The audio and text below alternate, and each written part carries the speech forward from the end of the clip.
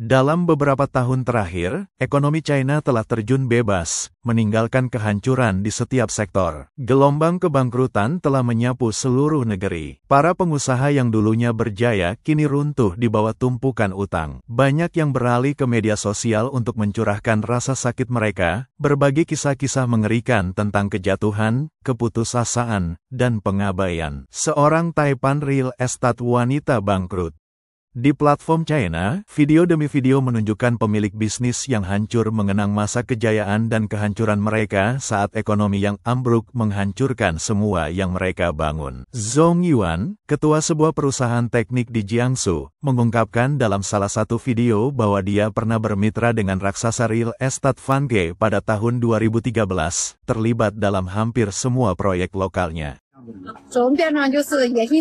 Pada puncak kejayaan saya menghasilkan target kecil, 100 juta yuan setiap tahun. Saya dikelilingi teman-teman. Setiap makan menghabiskan puluhan ribu. Saya menghabiskan uang seperti air, kenangnya. Dia memiliki banyak properti, rumah, toko, gedung perkantoran dengan aset yang pernah melebihi 100 juta yuan. Sekarang dia tenggelam dalam utang lebih dari 30 juta yuan. Zhong mengatakan kejatuhannya dimulai setelah 2019 ketika dia menginvestasikan puluhan juta ke Vanke, Evergrande, dan usaha real estate lainnya, semuanya memiliki nama China yang bergengsi. Uang itu lenyap, proyek macet, pembayaran dibekukan, semua orang terjebak, piutang menjadi luka terbesar, sebuah lingkaran setan, katanya, menahan air mata. Dulu saya dikelilingi teman sekelas, saudari. Sekarang saya makan sendiri, tidak ada yang mengundang saya lagi. Semua orang menghindari Anda. Itulah kebenaran yang kejam. Rasa sakit itu paling terasa ketika dia memikirkan anak-anaknya. Yang saya tinggalkan hanya utang. Saya tidak punya modal tersisa untuk diberikan. Bos lain lari dari utang dan dari kehidupan.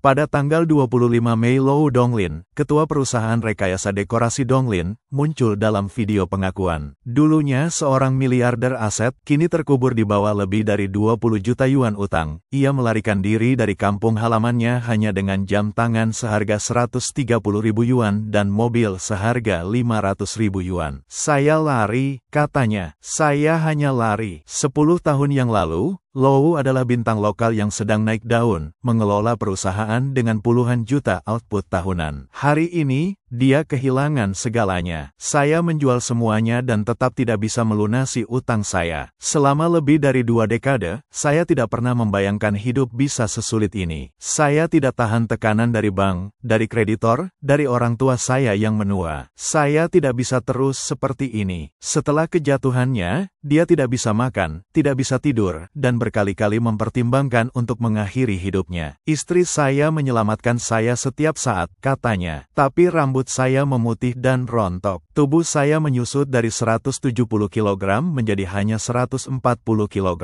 Saya hancur. Generasi tua dulu mengatakan butuh 10 tahun untuk naik, tetapi hanya 1 malam untuk jatuh. Sekarang saya benar-benar mengerti apa artinya menjalani setiap hari seperti setahun dan hidup lebih buruk dari kematian. Itulah kata-katanya yang penuh penyesalan dan kelelahan. Dia mengatakan keluarganya sekarang bertahan hidup dari pensiun istrinya yang hanya sedikit di atas 2.000 yuan. Meski begitu, dia menolak menyerah. Untuk semua kreditor saya, jangan khawatir. Saya tidak berbaring. Beri saya sedikit waktu lagi. Saya akan bekerja. Saya akan menghasilkan uang. Dan saya akan melunasi setiap sen. Kali ini saya tidak akan lari. Saya bersumpah tidak. Saya hanya ingin melarikan diri dari mimpi buruk ini dan memulai dari awal. Bos perjalanan berusia 34 tahun, dari miliarder menjadi bangkrut dalam 1 tahun. Pada tanggal 18 Juni, Ketua Baolong Group memposting video online. Wajahnya tenang, tetapi kata-katanya sangat menyentuh. 5 tahun yang lalu, saya bernilai lebih dari 100 juta yuan.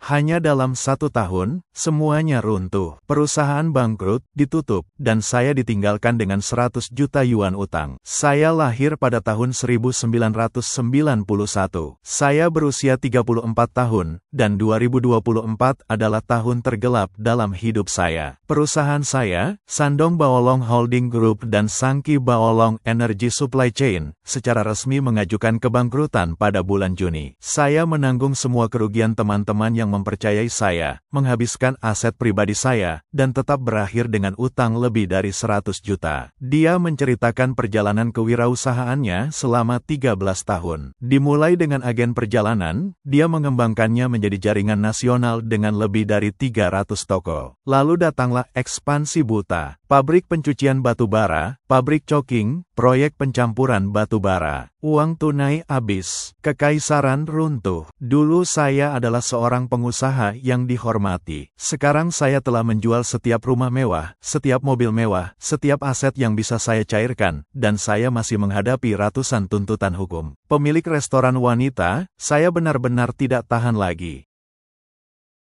Sejak tahun ini, banyak restoran baru juga telah ditutup. Pada tanggal 15 Juni pemilik restoran wanita, Eva, berkata,